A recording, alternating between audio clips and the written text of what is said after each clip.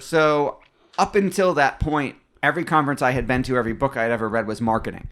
And the better marketer I became, the more of a mess I created. We're all about turning a crappy situation into something positive. $250,000 of credit card I debt. still remember the day when no one turned up. Throw it in the garbage and start from scratch. I could give myself a chance, so I started something. I mean, I think that counts as from poop to gold. Welcome back to From Poop to Gold. I'm Benton Crane here with Daniel Harmon. Today we have a fantastic guest here with us, Seth Greene. Thanks so much for being here today with us, Seth. Thanks so much for having me. It's an honor to be here and serve your audience. Can you start us out by telling us a little bit about your path to get here? Sure. So I started when I originally went to undergrad at Syracuse University for acting. I wanted to be a Broadway star when I was 18. So you see how big my stage got. So my parents, being nice, Jewish, supportive parents, said, just in case it doesn't work out, maybe you should have a fallback plan, which was finance, which was business and finance. And my first year at Syracuse University, my dad called at the end of the first semester and said, you're going to have to move home. You're going to have to live at home and transfer to a school in Buffalo. And I can't afford it. And I called my mother, freaking out. And she said, your dad just got the tuition bill. He's upset. We'll deal with it. So I calmed down. They made it through a semester. Every semester, this kept happening. My dad would get the bill, freak out, call me, get me all freaked. After the third time, I figured out this was going to keep happening. So I stopped getting upset about it and said, we're going to make it through. My senior year, I saw my friends in the theater program who had graduated a year before and moved to New York City, came back for homecoming.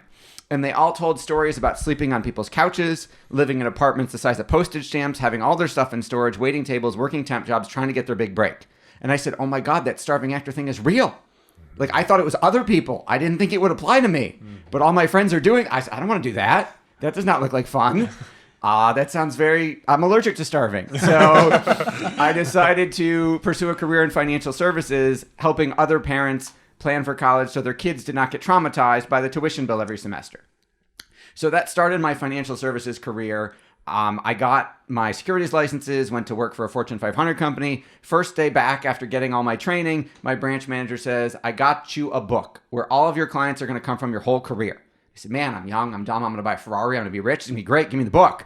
And he hands me the phone book. Because this was pre-internet. And he says, they're all in there, Tiger, go get them. Make 300 cold calls a day, interrupt strangers during dinner, ask them for money. And I didn't know any better, so I did it.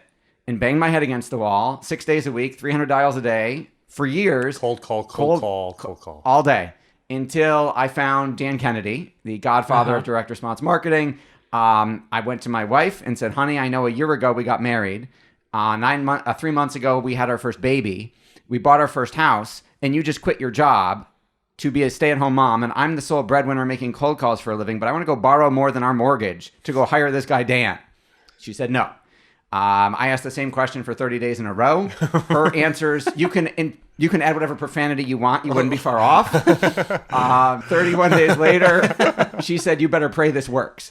And I went from the 6,699th ranked rep, so I was one up from the bottom. There were 6,700 advisors at that firm, to top 30 in the country in 2 years. Wow. Working with Dan.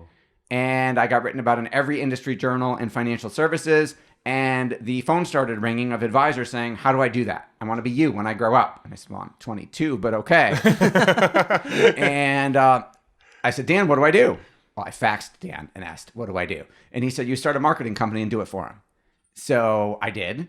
And that's marketdominationllc.com. We started 12 years ago. We started in financial services because it's the industry I knew, but it's grown to 63 industries, 33 team members, offices in 6 states and 3 countries, and it's been an incredible ride. That's awesome. That is phenomenal. That's a short version. That's a great story. You did it. You feel like you have practice with that. About 304 times, yes. Okay, That bet that you made on yourself and on Dan, how long did that take to pay itself off? So I worked at a Fortune 500 financial services company that had a compliance department, otherwise known as sales prevention. So I had to fight with them the first lead generation magnet we ever wrote took 3 months to get done, which was fast for Dan, if you know Dan. And then it took 3 months of fighting with compliance to let me use it. And once we started running it, and this was all direct mail, this was pre-internet. So once it started running, made the money back in 6 months. That's phenomenal. That's a quick payback. Yes, quick payback. It's interesting that you started out in direct mail. That's where Russell Brunson started out too, right? I was not doing potato guns, but yes, we both started in direct mail. I was on every junk mail list known to man. If you guys watch the Goldbergs at all, they just did an episode where the youngest kid subscribes to Columbia House tapes 10 times. I did that with DVDs. Which I did. Well, CDs, I mean. I did, and made up baseball players' names. So it was Darryl Gooden and Dwight Strawberry all lived at my house. And I had to get home before the mail came because my mom kept telling the postman, these people don't live here. These people don't live here. That's amazing. Recently, I've been hearing rumors that direct mail is making a comeback. What would you say to that? I'd say it was never dead. So if direct mail lets you make your money in the dark because no one can see what you're doing, whereas someone could, if they weren't smart enough to take your course and learn your formula, they could try and swipe it. They could try and go create a rip-off viral video. But direct mail, no one else can see what you're doing. No one can funnel hack your direct mail unless they get on your list and physically do every single thing, which nobody does. So I don't think it was ever dead. Is it making a comeback now? Because yes, absolutely. More people are realizing that it works. And as Google and Facebook get more and more restrictive in terms of what you can say and how fast they ban your ads, people are realizing nobody's really regulating direct mail except the FTC. So pretty much it's like the wild, wild west. It's like Facebook and Google when you could get pennies for a click. It's more room for experimentation, actually. There is much more room for. It's not as fast experimentation because you got to mail it and wait for it to come. The feedback is a lot slower as opposed to we doubled sales in 2 days for a video on a product. But so it's slower, but there's a lot more room for split testing too. What I love about what you said, though, too, is you kind of one of the starting points you went to is educating parents on financial principles in order to help kids through college, because you had basically felt that problem, that pinch. Yes. Of semester after semester, your parents calling you up and being like, "Yeah, this is over." You're like, "Okay, well, that was. I'll wait for the 4 months for the next phone call." It's the point you got to, but. I love that. So along those lines, the name of this podcast is From Poop to Gold, right? And that's a lot of the theme of this is when you've taken a crappy situation and been able to turn it into something positive. Absolutely. Or even something great. Do you have a specific story you'd like to cite there? I've got a couple. Okay. So our done-for-you podcast into book Authority Maker Service has about 54 steps that get executed over 6 months. Okay. And when we launched it, it was all in my head.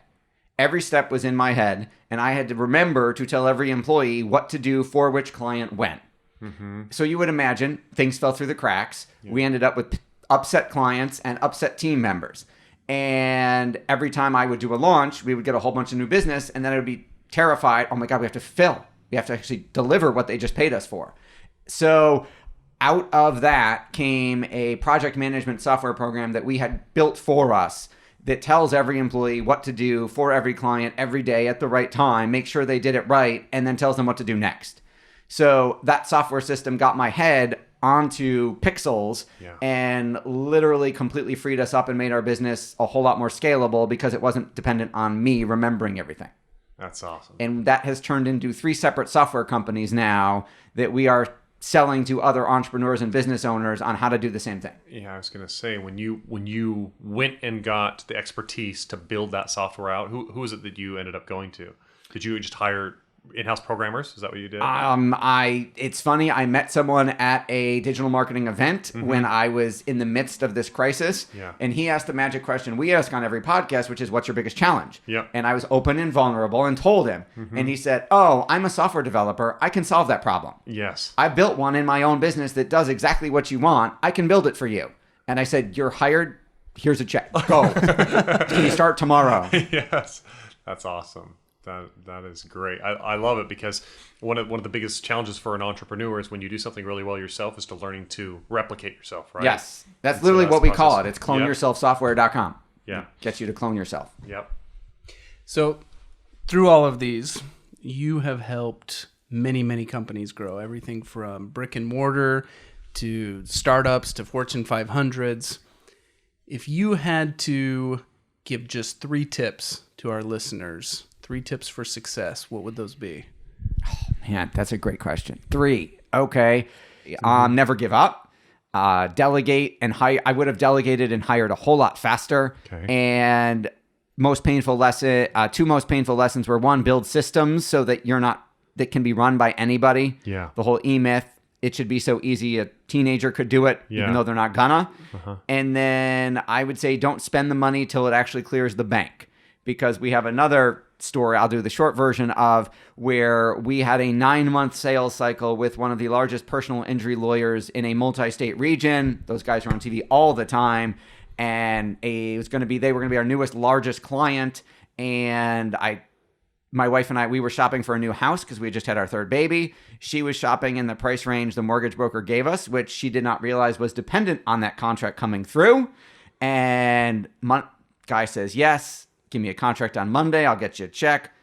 Gave him a contract. Over a month of back and forth goes by. I still don't have a check, and she wants to put an offer in on a house, and I can't get a response back. I literally parked myself in his office and told his secretary, I don't have an appointment, but I brought a book, and I'll sit here for 8 hours until I get an answer. And she got all huffy and went in the back and came back and said, he changed his mind. And my wife met me at home with a bottle of something, and I said, I'm so sorry, honey. You got to buy a house in... Still a nice house, but not several $100,000 less than you were expecting, because that didn't come through. So painful lesson, don't spend it till you got it. Awesome. Those are three pretty great tips, I'd say. Four. Well, yeah. Thank you. You're welcome. I tried to over-deliver a little bit. Appreciate that. Talk to me, and talk specifically to me about the delegation piece right now. I feel like that's something that Daniel and I are going through some growing pains with right now at Harmon Brothers. So this is something that we're really trying to learn and put into practice. How did you go on that journey from you do pretty much everything to you learn to delegate to the right people and trust the right people? Talk to us about that. Sure. So up until that point, every conference I had been to, every book I had ever read was marketing. And the better marketer I became, the more of a mess I created, because we had to fulfill. So I realized I had to start learning how to manage a business and how to teach people how to do things. So I started going to business management conferences and reading management books. And we're a creative firm. So at first I had limiting beliefs that I can't delegate this. How do you delegate creativity? How do you get someone to be as creative as you and to come up with a great idea? So we literally had to go through a process of interviewing every staff member and interviewing me, finding out literally, it'd be like if someone was baking a cake and my wife doesn't follow a recipe. She makes it up. She says, I pulled this out of wherever. Yeah. And it'd be like stopping her every second and going, okay, let me measure that scoop and see how much flour is in there. In what order are you doing this in? And how long are you stirring it for, to ultimately get the recipe that someone else could follow and get the same thing. So it was an extensive, painful process when we did it, but we only had to do it once. And then literally we have a process for creating a sketch animation explainer video. Not a hero video, nowhere close to what you guys do. But 2 to 3 minutes gets people to opt in on a website for a client.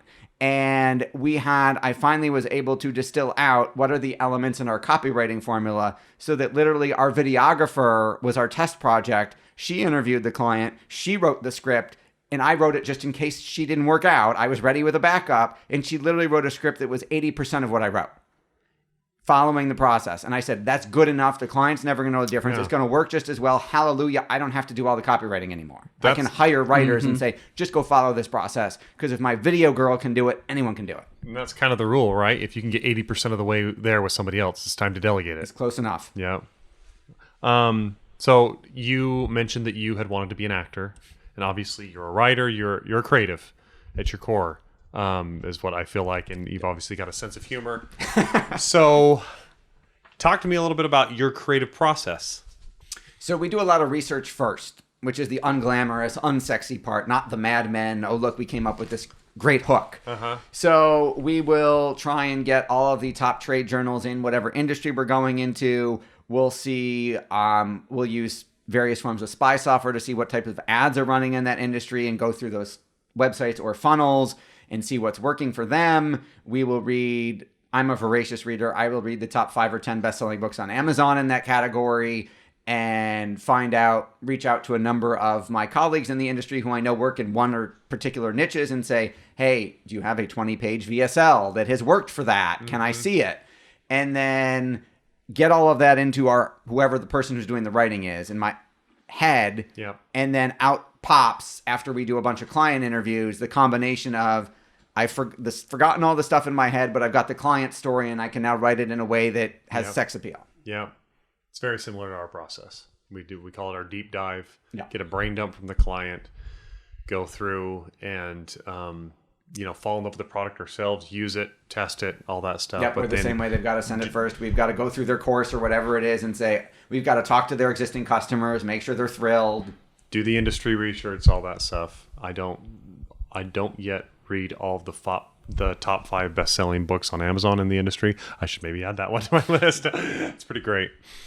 Talk to us about how you get your team excited and aligned with your vision of where you want to go next.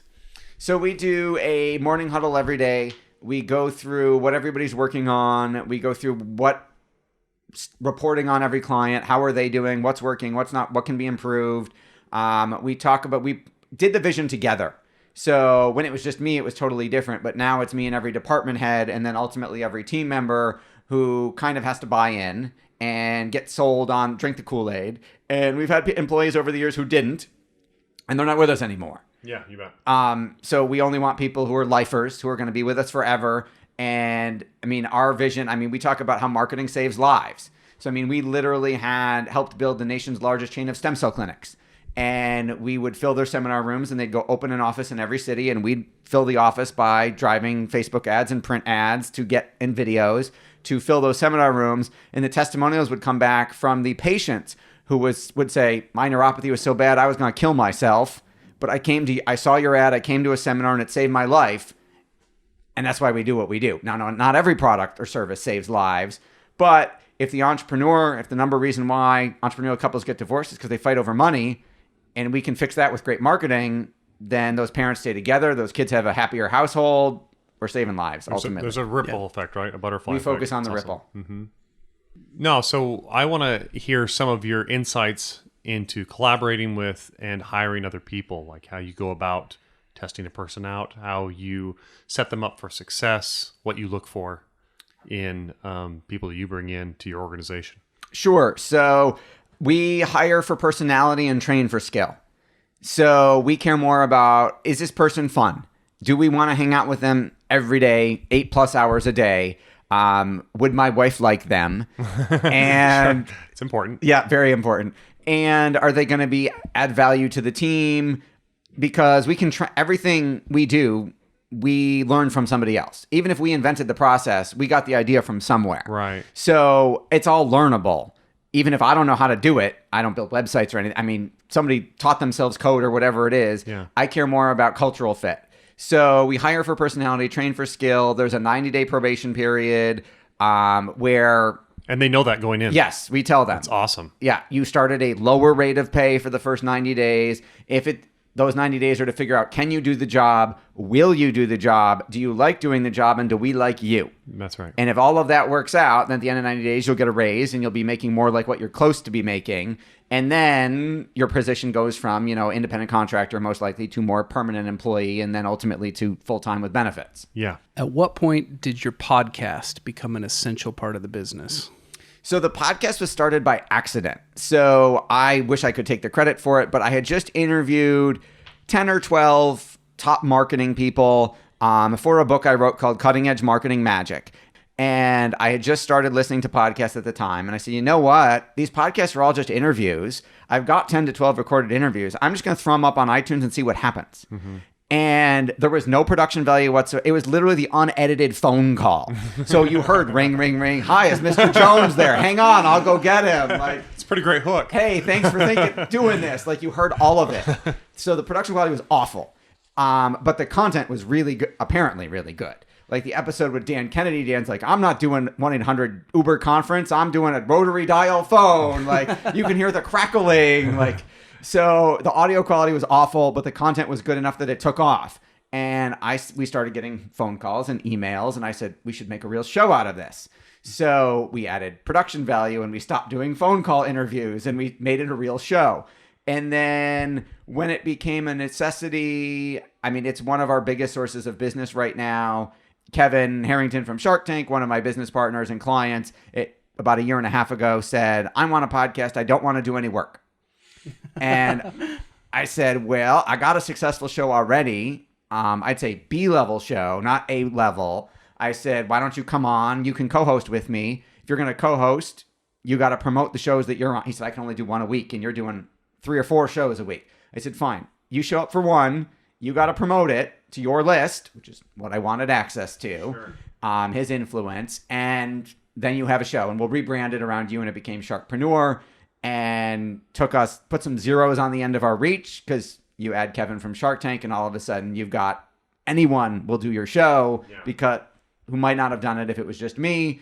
And it's turned into a ton of other business opportunities. What do you have coming up next? Anything that you're excited about that, or any projects that you want to let our audience know about that you've got cooking up? Sure. So we have taken our original podcast into book program and kind of put it on steroids. So now we will recruit your top 50 dream affiliates, joint venture partners, or clients. We'll drip on them 30 times a year. They'll be in your podcast. They'll be on your blog. They'll be in a physical book with you. And then they'll promote your business at least 3 or 4 other times.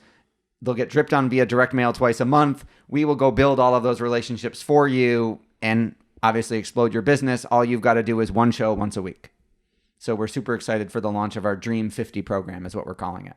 That's awesome. Where do we sign up? Yeah, I was going to say, where should our listeners go to find that? Right now, they can go to marketdominationllc.com, which is our main website, and there's information on it. They can request a consultation. They can request all kinds of free resources, and we'll take it from there. Seth, we have a gift for you. So we have a couple samples from some of our clients, and then we have a copy of our book, From Poop to Gold. So thank you so much for being on the podcast. It's my pleasure. Such a pleasure to have you here. Thanks for listening, everybody. Make sure you like, subscribe, and follow us, and we'll see you on the next one.